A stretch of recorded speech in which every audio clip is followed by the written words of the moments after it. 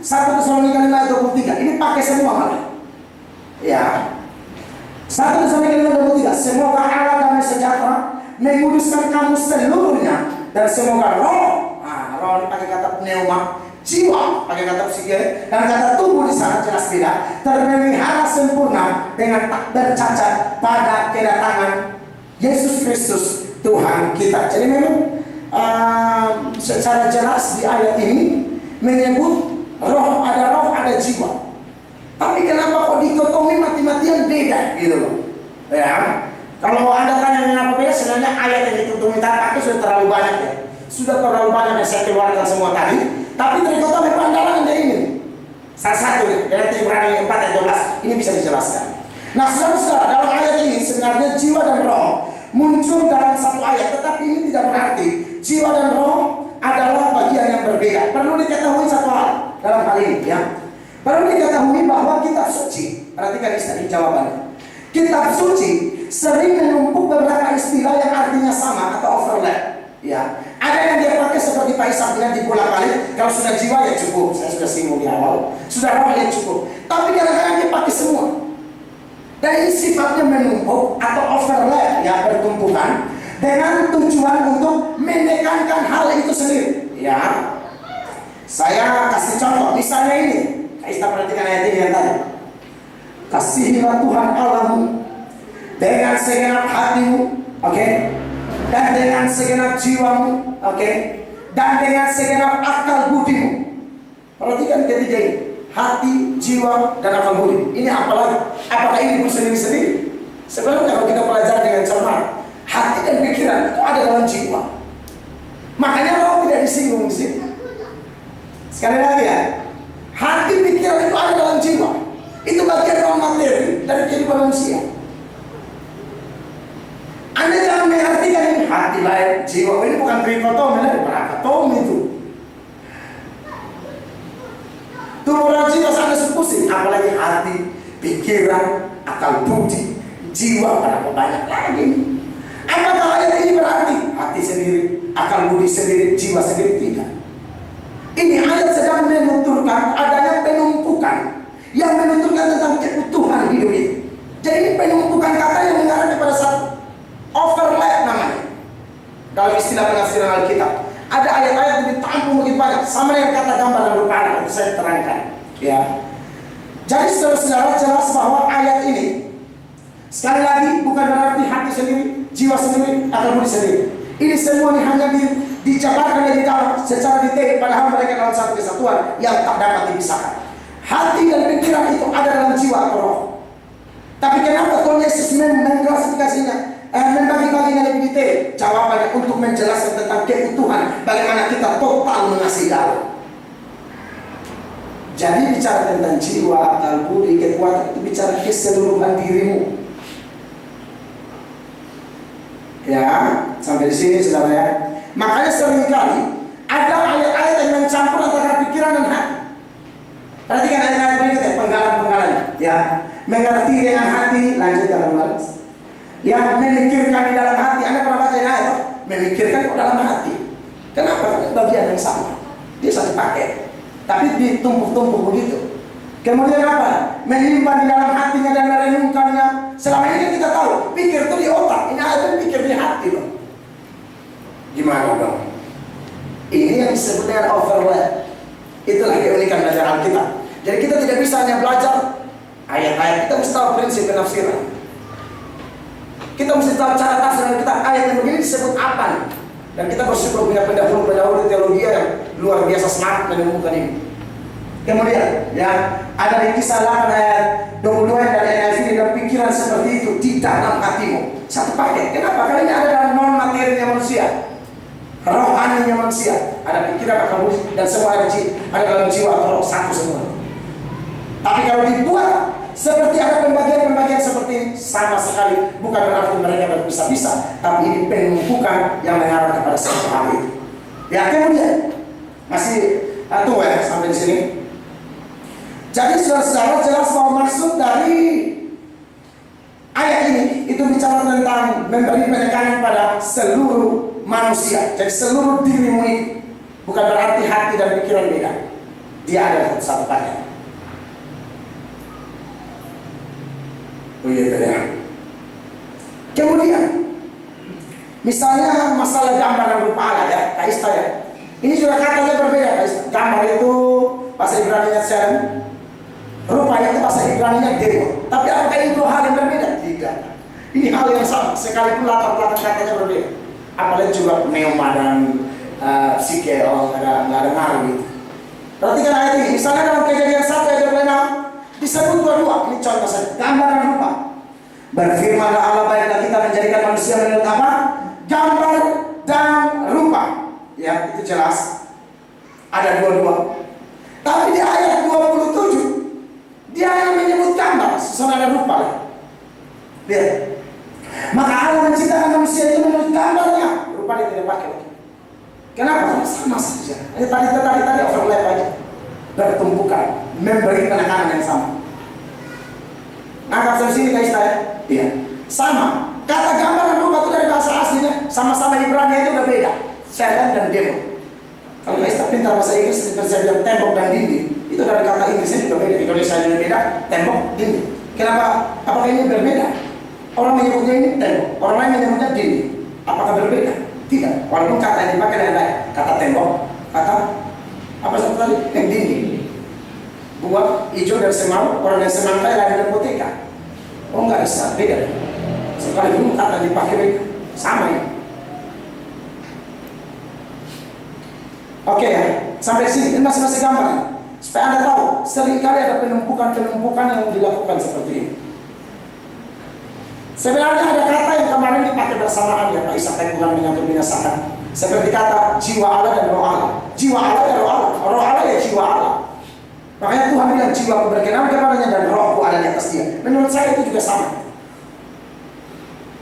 Apakah kita mau bilang Tuhan punya roh, Tuhan punya jiwa? Tidak. Satu Tuhan, tunggal.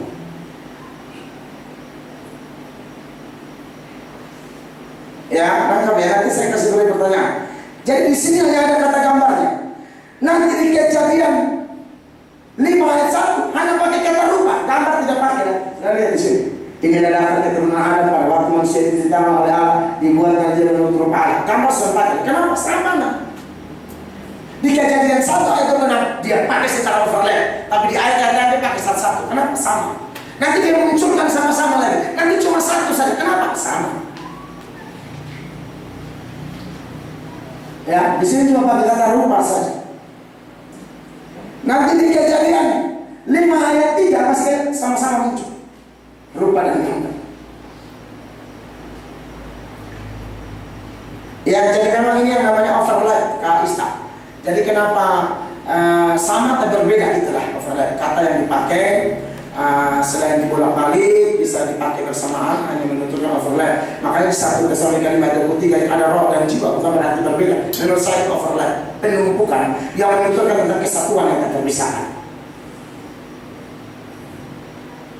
Ya. Ayat lain lagi contoh tentang gambar ini ya. Di Kolose 9 ayat 6 dan Kejadian 9 ayat 6 dan Kolose 3 ayat 10 memang hanya kata gambar, tidak ada kata rupa lagi. Ya, sebab Allah membuat manusia itu menurut gambarnya sendiri. Kolose 3 ayat 10 untuk memperoleh pengetahuan yang benar menurut gambar haliknya. Berupa tidak dipakai lagi sekarang. Kenapa? Tidak ada masalah. Sama. Jadi kalau Pak Isa kadang-kadang dipakai kata jiwa sebenarnya wakili. Kadang-kadang dipakai roh sebenarnya wakili. Kalau yang pakai semua hanya menentukan tentang seutuhnya diri kita. Seperti yang tadi, segenap jiwa, hati, akal budi. Apakah itu berdiri sendiri? Tidak.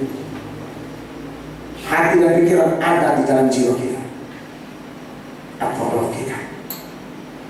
Ya, ini memang sekarang kalau ini memang masalah yang biasa-biasa, Anda langsung terima. Kenapa Anda bisa ada pertanyaan? Karena memang kita sudah dibekali dengan pemahaman begini dari dulu.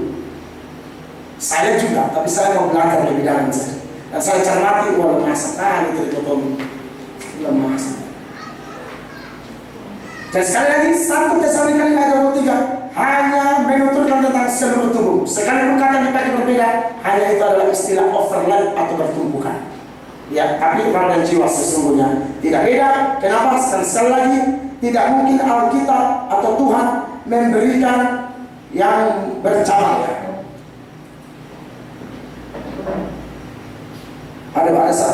saya tidak kasih keluar di sini, ya. Karena langsung saja di bagian yang hitam itu ya, kata memisahkan jiwa dan roh. Ya, lanjut ya Mbak ya. Ini yang saya maksud Ibrani pasal 4 ayat 12. Tolong baca Ibrani 4 ayat 12 tolong. Yang saya sudah jelaskan minggu lalu, tapi saya perlu beri penekanan lagi. Ibrani pasal 4 ayat 12. Tunggu ya.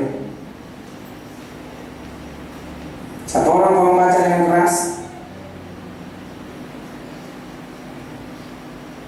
Sebab firman Allah hidup dan kuat dan lebih tajam daripada pedang bermata dua manapun.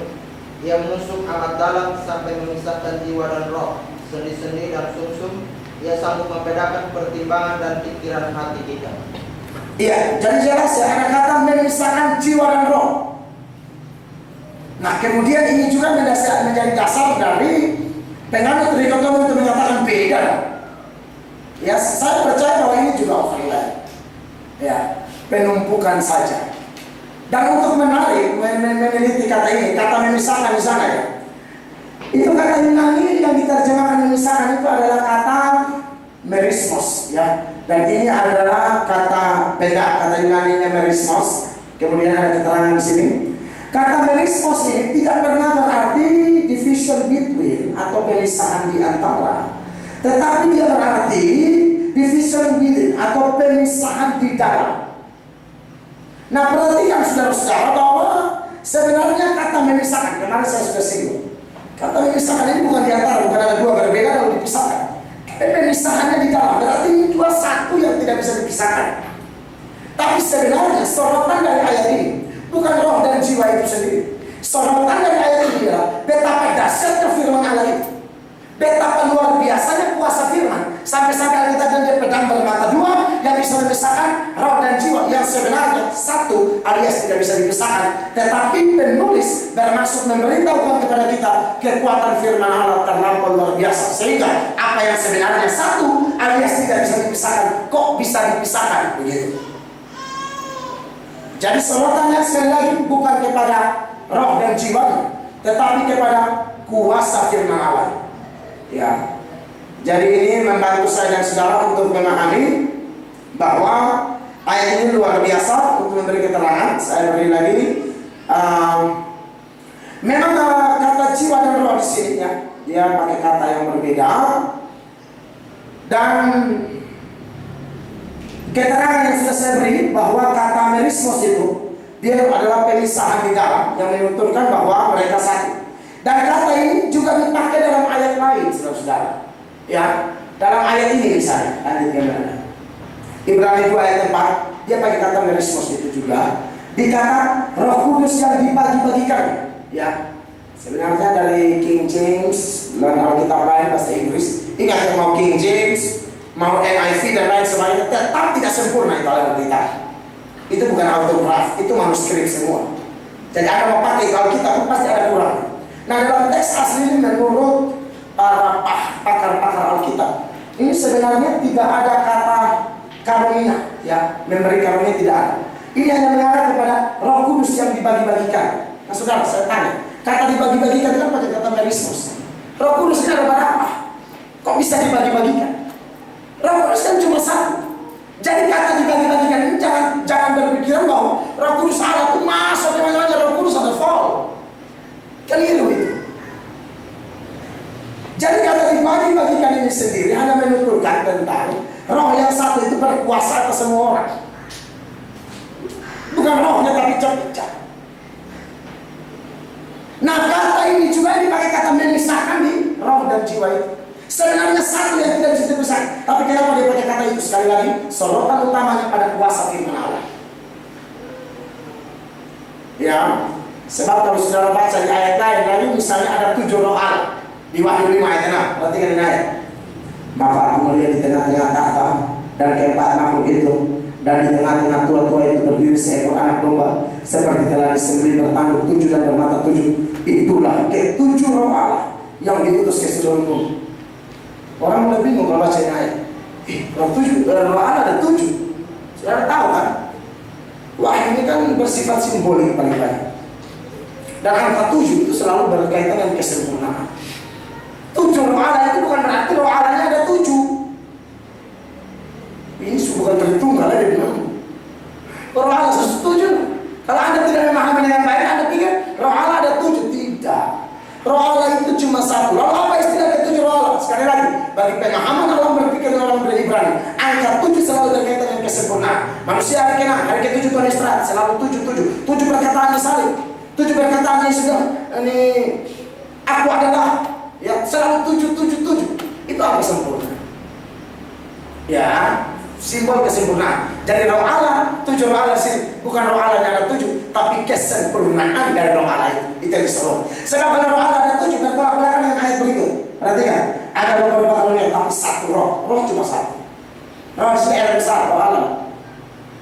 Jadi kata memisahkan sekali lagi ini sebagai perbandingan, dan kata dibagi-bagikan tidak bisa diartikan bahwa tak hambur-hambur itu tidak.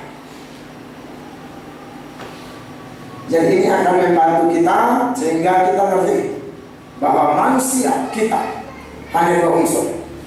Ada tubuh dan roh atau jiwa. Waktu kita mati terpisah. Tubuh di tanah, roh atau jiwa. Kalau memang bertobat, roh atau jiwa ini di surga. Kalau tidak bertobat, roh atau jiwa itu disiksa di neraka. Selesai. Kalau mati. Jadi begitu. Jangan saudara bingung lalu kalau memang ada 3 tubuh mati. Nah, kalau hidup sambil betul, ada kadang-kadang betul, kadang-kadang betul, nanti jiwa kasih dan roh bisa begitu. Cuma 2 unsur. Ya, makanya kemarin orang ini bilang, oh psikologi bilang begini, kita tanya dia. Asli ilmu psikologi kasih tahu bilang mati gimana? Saya tahu. Oh, Alkitab kasih tahu. Alkitab lebih hebat dari ilmu psikologi. Buang putus jauh. Ini tidak bisa dijawab oleh ilmu psikologi. Harus back to the Bible. Dia bilang, oh saya paham psikologi. Psikologi mau bilang apa tentang orang sudah mati? Berarti ilmu trikotomi ini menjelaskan setengah saja. Tidak jelaskan sampai tuntas. Saya tidak pernah dengar trikotomi kasih tahu mati yang pilih mana, mereka tidak pernah ngomong. Kalau mereka akan tabrak sejumlah ayat. Kadang bilang roh orang benar, kadang dan jiwa. Mereka bingung sendiri. Dia mau bilang mana yang mau besok? Tapi kesimpulan yang diambil trikotomi, dua-dua itu sama. Makanya dipakai bolak-balik. Selesai. Dengan demikian, saudara-saudara, maka saya berpikir bahwa ini akan menjadi pegangan bagi kita. Oke, saya beri sesi selesai. Yang mau bertanya?